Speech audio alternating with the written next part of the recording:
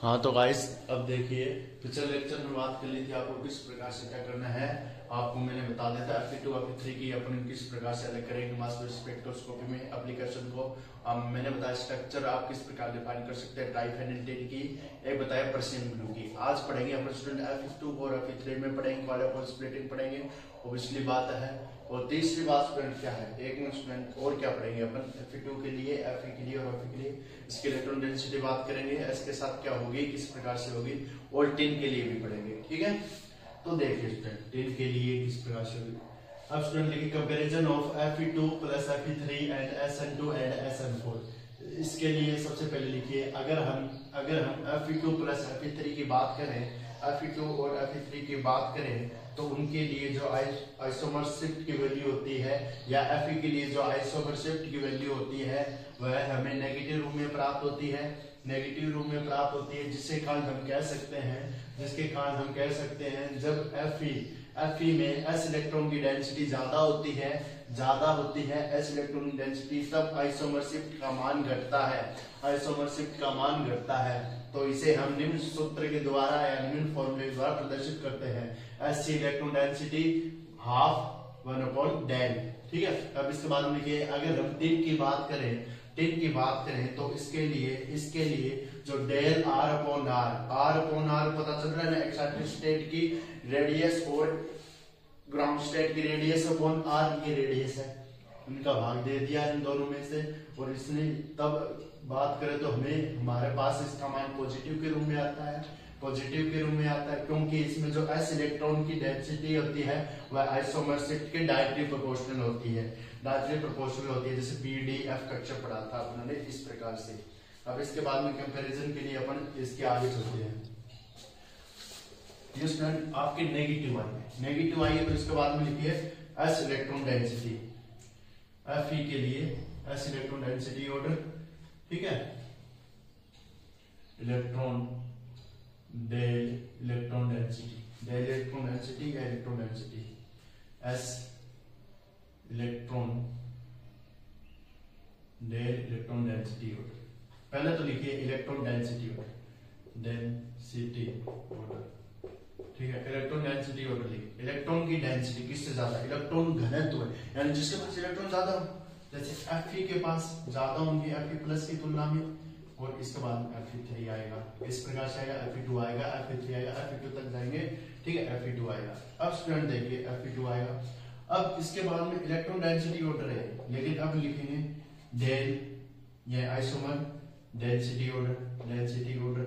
मैंने बताया ये इसका विपरीत होता है ना, तो अब क्या आ जाएगा, Fe से ज्यादा किसकी आ जाएगी, Fe+1 की, और इससे ज्यादा Fe+2 की आ जाएगी।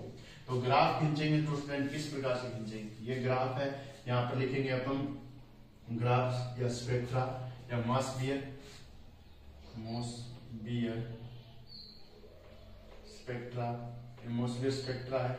स्पेक्ट्रा या स्पीड ऑफ लाइंस ले सकते हैं यहाँ पर। और यहाँ पर आएगा Fe+2 के लिए गामा रेज,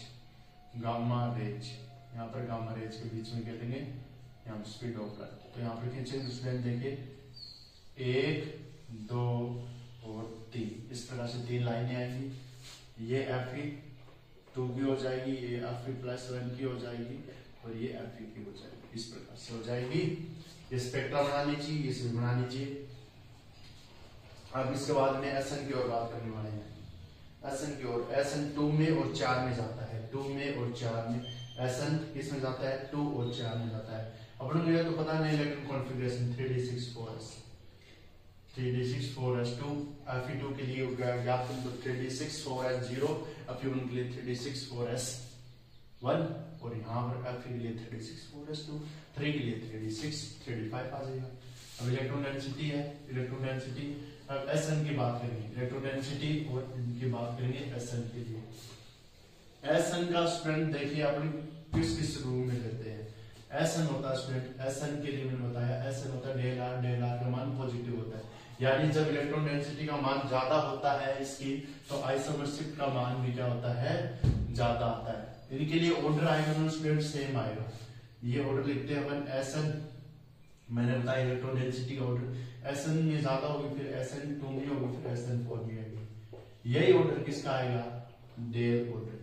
आइसोमर शिफ्ट का ऑर्डर यही आएगा सेम, क्योंकि कोई फर्क नहीं पड़ता, ज्यादा बराबर जा रही है तो SN का भी यही आता है, SN2 का भी यही आता है और SN का भी यही आता है। ये ऑर्डर आता है दोनों का। अब यहाँ पर ये ग्राफ की बात करें तो ये एक दूसरे को क्रॉस करते हुए प्राप्त होते हैं, 1 2 3, ठीक है, इस प्रकार से। और यहाँ पर क्या प्राप्त होंगे, 1 2 3, ये यहाँ जा रहा है, ये यहाँ जा रहा है, ये यहाँ, इस प्रकार से प्राप्त हो जाएंगे। यहाँ SN4 आ जाएगा, यहाँ SN2 आ जाएगा और यहाँ पर SN आ जाएगा। ये इस प्रकार से ये गामा रेंज, ये गामा रेंज। स्टूडेंट आपके सामने जितना भी इस यूनिट में दम था ना, वो दम मैंने इस यूनिट का निकाल दिया है, ठीक है। ये यूनिट आपकी खत्म हो गई है। ऑक्टेट रूल ऑफ पिटोन में करवा चुका हूँ, देख लेना। ओके गाइस, मिलते हैं नेक्स्ट लेक्चर में नेक्स्ट वीडियो के साथ। आशा करता हूँ आपके साथ मुलाकातें होती रहेगी, काफले ऐसे ही चलते रहेंगे, ठीक है। अब अपन बात करेंगे एंजाइम में कुछ इंपॉर्टेंट फ्यूचर में उनकी बात करेंगे, केमिकल बायोलॉजी। फिर उसके बाद स्टूडेंट आपके लिए जो 3 यूनिट है ना, वो फ्री कर मैंने 3 यूनिट सभी में करवा दिए, देख लेना। Okay guys, bye.